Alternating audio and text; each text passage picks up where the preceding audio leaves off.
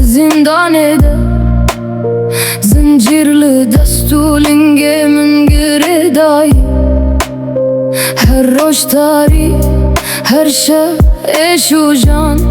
dilê min li welatê min canê min li virasê mayî dîwarên beton sarin mîna dilê dijmin derî jî hestin kilît li dilê min roja sibê gardiyan bang dike heye ez dibêjim ez hema li virim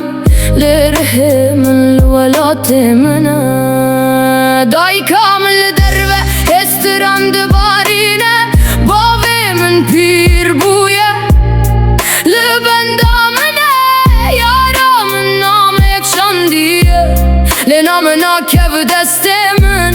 ji ber ku ez hefsîme lê zindanım makumim e di zindanê de sal derbas dibin porê min spî dibe lê hêvî di dilê min de hîn jîger me ez makumim lê fikirên min azadin her nefesekê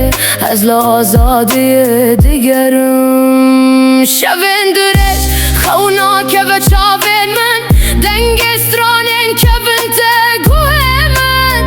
ez stranê dibêjim ji bo gelê xwe her gotinekê dibe wekî guleyekê makumim ez di zindanê de